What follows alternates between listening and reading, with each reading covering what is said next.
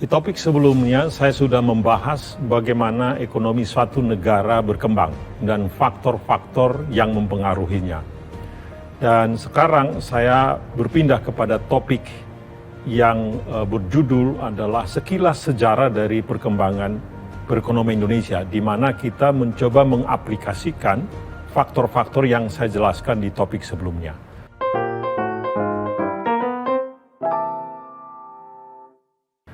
Pada dasarnya, jika sebelum tahun 1945, bangsa Indonesia sebetulnya belum terbentuk atau negara kita belum terbentuk, maka perekonomian nasional kita pun belum ada.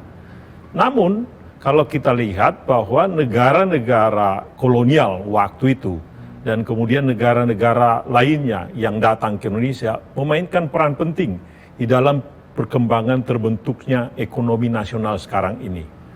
Bahkan sebelum masa kolonial pun, aktivitas ekonomi sebetulnya sudah ada, yaitu pada tahap subsistence.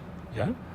Jadi pada periode sebelum Buddha dan kerajaan Hindu, produk-produk kita utamanya adalah produk pertanian, yaitu padi. Dan produk hutan adalah buah-buahan, kayu, kemudian hewan, buruan.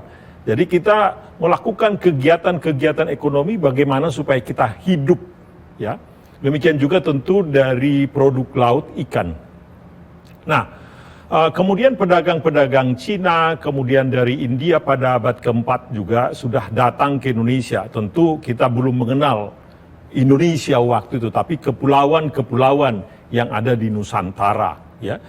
Periode kerajaan Buddha dan Hindu kita tahu dimulai dengan Sriwijaya di abad ke-7, di mana seperti biasa kita tahu bahwa di Jawa ini produk padi itu menjadi sangat dominan. Jadi padi, sawah, ya, sedangkan pala, rempah-rempah dan lainnya itu terutama kita peroleh dari Maluku, ya.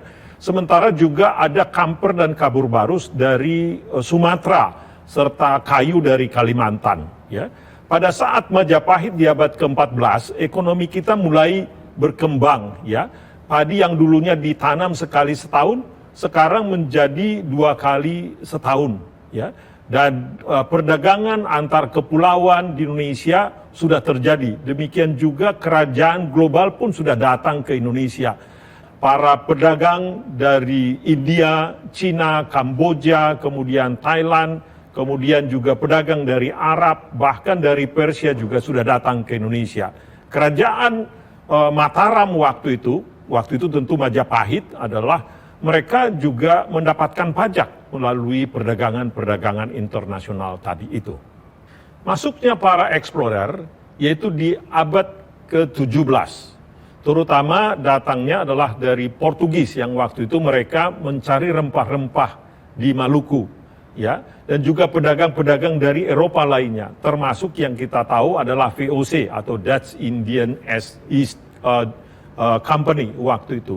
Mereka sangat agresif melakukan ekstraksi ekonomi, tetapi sekaligus juga sebetulnya membawa kemajuan sendiri.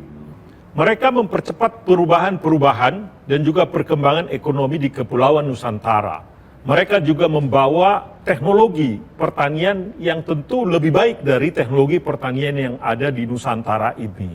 Mereka juga membawa produk-produk lain dari benua-benua lain, termasuk kopi, kemudian cengkeh, kemudian juga kakao, gula, dan lain-lainnya, yang kemudian mereka tanam di Indonesia untuk kemudian mereka ekstraksi dan dibawa pulang ke negaranya masing-masing. Ya. Mobilitas ekonomi di bawah sistem kultivasi atau kultur stelsel di abad ke-19 mulai terjadi sangat cepat sekali. Demikian juga substitusi impor yang terjadi di tahun 1930-an. Ya. Industri-industri kita mulai maju di abad ke-20 seperti yang kita tahu, di mana pemerintah Belanda waktu itu menganut satu rezim yang berbeda dengan sebelumnya. Mereka merasa lebih bertanggung jawab untuk Indonesia. Bahkan mereka mencoba juga membangun industri-industri yang lebih maju di Indonesia. Industri manufaktur mulai ada, infrastruktur mulai dibangun. Demikian juga kita tahu bahwa kemudian sekolah-sekolah dibangun. itu yang saya katakan tadi, kalau kita coba praktekkan apa yang saya katakan tadi, kalau awalnya kita di pertanian, sekarang kita mulai masuk ke infrastruktur, kemudian di abad ke-20 awal, kemudian juga masuk kepada industri-industri yang memakai tenaga manusia. Jadi sumber daya alam tidak cukup, tapi sumber daya manusia mulai masuk, ya. Dan industri ini kemudian mulai maju lagi. Industrialisasi kita lebih pesat lagi. Pada saat zaman kemerdekaan, tentu kita sibuk dengan chaos dan masalah-masalah politik. Tapi kemudian sesudah itu pada masa Orde Baru terjadi industrialisasi yang sangat pesat. Dan itu adalah contohnya supaya upaya negara kita untuk mempercepat perubahan-perubahan baik itu di dalam kelembagaan dan pertumbuhan ekonomi. Seperti yang kami katakan tadi, pada masa kemerdekaan, pemerintah baru Indonesia menetapkan tugas ganda, yaitu mengkonsolidasikan negara yang lebih terpusat dan menempa sebuah bangsa dan persatuan nasional. Itu yang menjadi pokok utama waktu itu, prioritas utama. Meskipun biaya politik yang timbul tidaklah murah, ya, waktu itu, ya, itu yang bisa kita lakukan. Kemudian terjadi perkembangan yang lebih baik lagi tentu, ya, perkembangan pada zaman Orde Baru, ya, itu sangat menarik kita pakai sebagai laboratorium uji coba terhadap teori pembangunan ekonomi dan faktor-faktor pembangunan ekonomi yang saya jelaskan di topik sebelumnya. Bahkan kita bisa melihat bagaimana pembuat kebijakan juga harus merespon terhadap disrupsi atau krisis, ya, atau siklus bisnis yang kemudian kadang-kadang naik turun dari waktu ke waktu. Di situ kita melihat bahwa di zaman Orde Baru perkembangannya sudah jauh lebih baik dari zaman Orde Lama.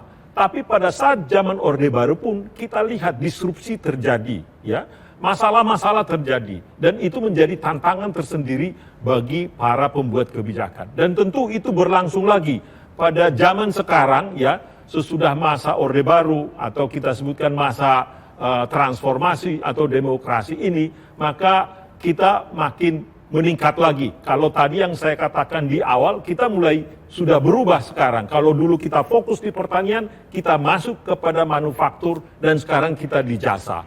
Ya, itu yang kami ingin jelaskan, bahwa apa yang kami jelaskan di topik yang pertama, di topik kedua ini kita bisa melihat aplikasi daripada topik pertama kepada bagaimana perkembangan ekonomi Indonesia di topik yang kedua ini. Demikian, Bapak-bapak dan Ibu, saudara-saudara, teman-teman sekalian, kami cukupkan untuk topik yang kedua ini. Terima kasih.